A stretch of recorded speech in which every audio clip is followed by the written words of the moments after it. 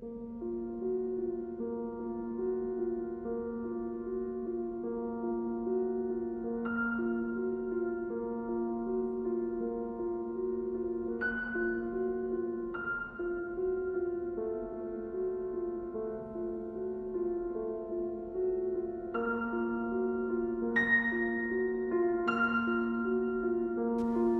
absolute prohibition of torture and other acts of cruel, inhuman, or degrading treatment or punishment torture is absolutely banned under all the major international human rights and humanitarian law conventions.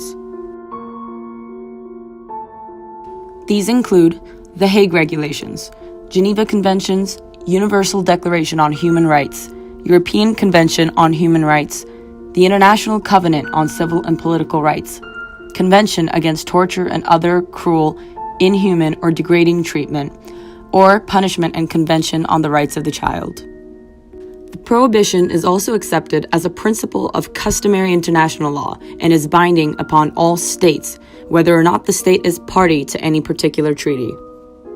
European Convention on Human Rights, Universal Declaration on Human Rights, and the ICCPR all provide that no one shall be subjected to torture or to inhuman or degrading treatment and punishment.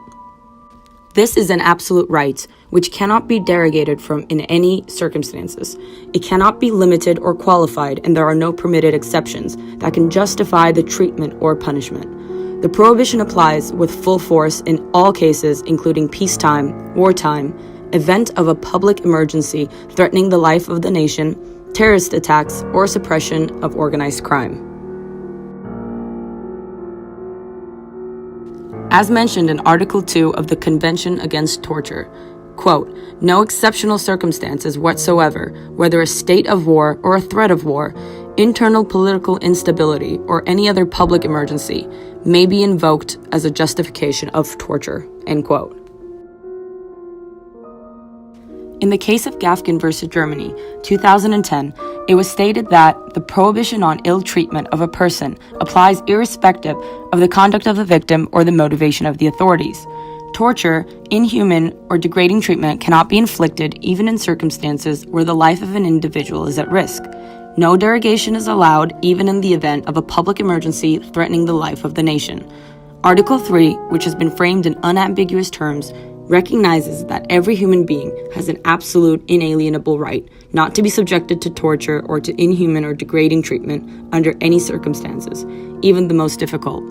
The philosophical basis underpinning the absolute nature of the right under Article 3 does not allow for any exceptions or justifying factors or balancing of interests, irrespective of the conduct of the person concerned and the nature of the offense at issue, end quote. Then, what is torture? Torture is defined in the first article of Convention Against Torture. It is, quote, "any act by which severe pain or suffering, whether physical or mental, is intentionally inflicted on a person for such purposes as obtaining from him or a third person information or a confession, punishing him for an act he or a third person has committed or is suspected of having committed, or intimidating or coercing him or a third person, or for any reason based on discrimination of any kind, when such pain or suffering is inflicted by or at the instigation of or with the consent or acquiescence of a public official or other person acting in an official capacity." In Ireland versus the United Kingdom, European Court of Human Rights defined torture as, quote, "deliberate inhuman treatment causing very serious and cruel suffering," end quote. Some interrogation techniques such as wall standing, subjection to noise, deprivation of sleep, food, and water were found to be in violation of Article 3. However, the court ruled that they did not reach the level of severity required for torture and amounted to inhuman and degrading treatment. So, torture can be considered as the most severe level of abuse. Inhuman or degrading treatment and punishment, which is commonly referred to as ill treatment, is not defined in any of the conventions, but the degree of suffering is the main difference between torture and ill treatment. Inhuman treatment or punishment causes intense physical and mental suffering. It does not have to be deliberate or inflicted for a purpose. Degrading treatment and punishment arouses in the victim a feeling of fear, anguish, and inferiority. It involves humiliation and debasement. Just like inhuman treatment, it does not have to be deliberate. The case of Jallo versus Germany sets an example for inhuman treatment. Abu Jallo was a drug dealer selling small packets of cocaine, which he secreted in plastic bags in his mouth. When the police arrested him, he swallowed the last remaining bag. Since they could not find any drugs on him, the public prosecutor ordered that he should be given an emetic to vomit the swallowed bag. When he refused to take medication, 4 police officers held him down while the medication was given through a tube in his nose, and he was also given an injection. Consequently, he was convicted and sentenced because of the packets of cocaine. The court found a breach of Article 3 of ECHR because forcible administration of emetics was not indispensable to obtain the evidence in this case. The way it was done was degrading and carried health risks. German police officers did not have the right to interfere with his physical and mental integrity against his will. The manner in which they had implemented the measure had caused him both physical pain and mental suffering. Another example is Taştan versus Turkey 2008. Hamdi Taştan was an illiterate Kurdish shepherd who lived in Şanlıurfa, Turkey, working in exchange for food and shelter. In 2000, he was falsely denounced by his neighbors as a deserter. Then he was taken by local gendarmes to a military recruitment office where he was required to do military service.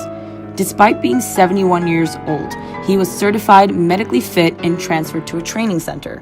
There he was forced to take part for a month in the same activities and physical exercises as 20-year-old recruits. Mr. Taştan alleged that he was subjected to degrading treatment during his training. He had difficulty eating as he had no teeth.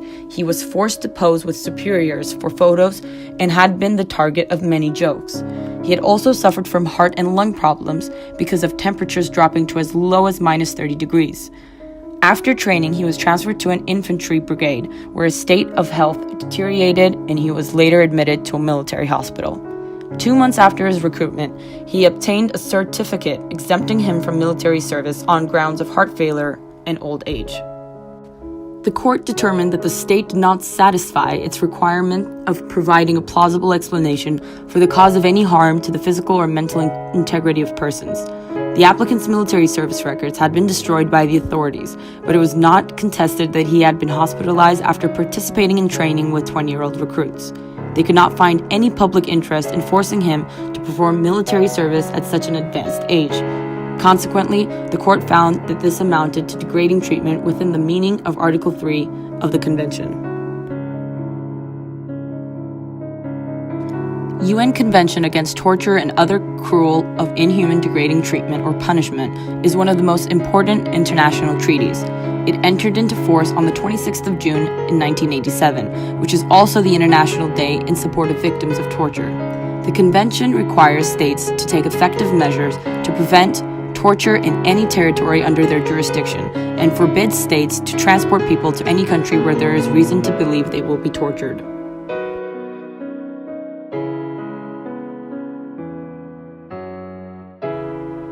A committee against torture is established under the convention. It is one of the 10 human rights treaty bodies that monitor the implementation of the core international human rights treaties. All states parties are obliged to submit regular reports to the committee on how the rights are being implemented. They must report initially 1 year after acceding to the convention and then every 4 years. The committee examines each report and addresses its concerns and recommendations to the state party. In addition to the reporting procedure, the convention establishes 3 other mechanisms through which the committee performs its monitoring functions. The committee may also, under certain circumstances, consider individual complaints or communications from individuals claiming that their rights under the convention have been violated, undertake inquiries, and consider interstate complaints. The optional protocol to the convention, which came into force in June 2006, established the Subcommittee on Prevention of Torture, abbreviated to SPT. The SPT has a mandate to visit places where persons are deprived of their liberty in the state's parties. Under the optional protocol, state parties must create an independent national preventive mechanism for the prevention of torture at the domestic level, which has also a mandate to inspect places of detention. The committee also publishes its interpretation of the content of the provisions of the convention, known as general comments on thematic issues. Another mechanism is the European Committee for the Prevention of Torture and Inhuman or Degrading Treatment or Punishment. It was set up under the European Convention for the Prevention of Torture, and its main aim is to combat torture and any forms of ill treatment. The CPT organizes visits to places of detention in states that have ratified the convention. These places include prisons, juvenile detention centers, police stations, holding centers for immigration detainees, psychiatric hospitals, etc. They interview persons deprived of their liberty in private and communicate freely with anyone who can provide information. It has unlimited access to the facilities and the right to move inside such places without restriction. After each visit, the CPT then sends a detailed report to the state concerned. This report consists of the CPT's findings, recommendations, comments, and requests. The CPT also requests a detailed response to the issues raised in its report. However, it has no remit to process individual complaints or to intervene in legal proceedings.